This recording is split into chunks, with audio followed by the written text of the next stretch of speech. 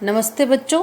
आज हम पढ़ेंगे कविता के बहाने कविता जिसे कुंवर नारायण ने लिखा है।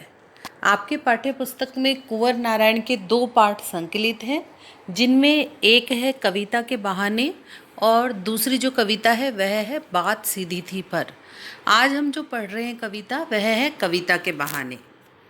कविता के बहाने कविता में कवि ने एक यात्रा की कल्पना की है, जिसमें उसने चिड़िया, फूल और बच्चे से होते हुए इस यात्रा को, कविता को एक यात्रा के समान बताया है।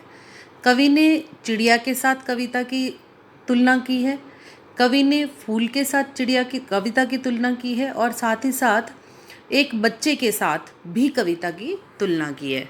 देखते हैं बच्चों कविता।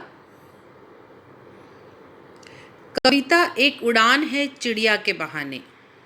कविता एक चिड़िया के बहाने उड़ान है। कहने का मतलब क्या है यहाँ पर? कविता भी उड़ती है। अब उड़ती कैसे है कविता? कविता कल्पना के पंख लगाकर उड़ती है। जैसे चिड़िया उड़ती है वैसे ही कविता भी कल्पना की उड़ान भरती है।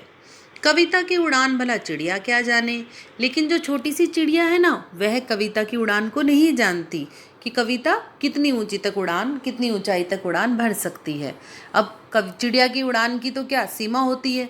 आपको पता है एक सीमित ऊंचाई तक ही चिड़िया जो है वो उड़ सकती है, लेकिन कविता के साथ ऐसा नहीं है। आपने सुना होगा, जहाँ ना पहुँचे रवि वहाँ पहुँचे कवि। रवि मतलब सूर्य। जहाँ सूर्य नहीं पहुँच पाता वहाँ भी कवि की कल्पना पहुँच जाती है।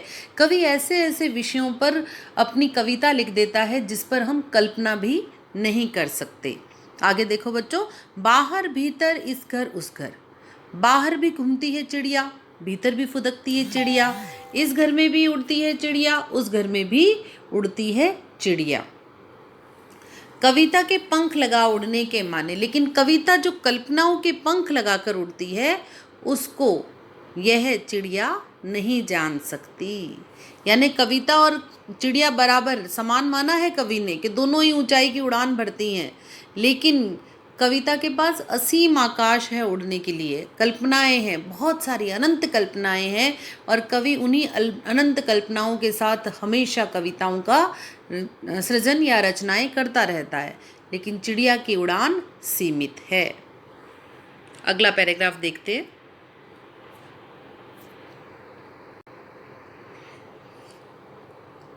कविता एक खिलना है फूलों के बहाने। जिस तरह से कविता खिलती है, जैसे फूल खिलते हैं, बिल्कुल वैसे ही कविता खिलती है। अब यहाँ खिलने से क्या मतलब है बच्चों? यहाँ खिलने से मतलब है रचना की जाती है, कविता की रचना की जाती है। लेकिन कविता का खिलना भला फूल क्या जाने? फूल कविता का खिलना नहीं जान सकता। क्यों नहीं जान सकता? क्योंकि फूल तो खिलेगा और खिल करके उसकी एक निश्चित सीमा है ना, 1 दिन 2 दिन 3 दिन खिलेगा और मुरझा जाएगा। लेकिन कविता ऐसा थोड़े होता है। कविता तो एक बार लिख दी गई, कविता की रचना एक बार कर दी गई तो वह कभी भी मुरझाती नहीं है। बाहर भीतर, फूल बाहर भी खिलते हैं, घर के भीतर भी खिलते हैं, इस घर में भी खिलते हैं, उस घर में भी खिलते हैं। ठीक ऐसे ही कविता भी विभिन्न विषयों पर लिखी जा सकती है। बिना मुरझाए महकने के माने। यहाँ इस लाइन को थोड़ा ध्यान से देखना बच्चों, इस पे प्रश्न बनता है कि बिना मुरझाए महकने के माने से क्या तात्पर्य है। तो बिना मुरझाए महकने के माने का मतलब क्या हुआ कि जिस तरह से फूल तो क्या, फूल भी खिला, कविता भी खिली। फूल ने भी अपना एक पूर्ण स्वरूप प्राप्त किया और कविता की भी रचना की गई, लेकिन फूल तो एक निश्चित समय के बाद मुरझा गया और कविता जब एक बार खिल गई, कविता की जब एक बार रचना कर दी गई, कविता जब एक बार लिख दी गई, तो फिर वह कविता मुरझाती नहीं है, महकती रहती है।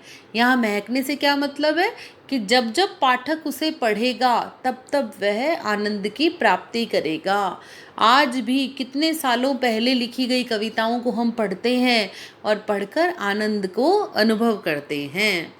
बिना मुरझाए महकने के माने भला फूल क्या जाने। इसलिए फूल जो है वो, उसकी तुलना कविता से नहीं की जा सकती। भले ही फूल का खिलना और कविता का खिलना समान हो, लेकिन फूल तो मुरझा जाता है और कविता जो है वो बिना मुरझाए महकती रहती है। आगे देखिए। कविता एक खेल है बच्चों के बहाने। जैसे बच्चे छोटे छोटे बच्चे खेलते हैं ना, वैसे कविता भी खेलती है। शब्दों के खेल है कविता। अभी जब हमने पढ़ा था तब हमने इस पे बात की थी, कविता शब्दों का खेल है। छोटे छोटे बच्चे जिस तरह खेलते हैं वैसे ही कवि भी शब्दों को खेलता है और उनसे कविता की रचना करता है, जिससे पाठक हृदय को आनंद की प्राप्ति होती है। अब बच्चे, छोटे बच्चों की क्या विशेषता है? छोटे बच्चे कभी भी जाति, धर्म, वर्ग आदि के आधार पर कोई भेदभाव नहीं करते, सामाजिक रूप से किसी भेदभाव को नहीं मानते बच्चे। और कविता भी सामाजिक रूप से भेदभाव को नहीं मानती। कविता सभी वर्ण विशेष, वर्ग विशेष सभी के लिए लिखी जाती है। और कविता में जाति पाति और अलगाववादी बातें, वर्ग भेद की बातें, इनका कोई स्थान नहीं है। इसीलिए कवि कह रहा है कि सब घर एक कर देने के माने।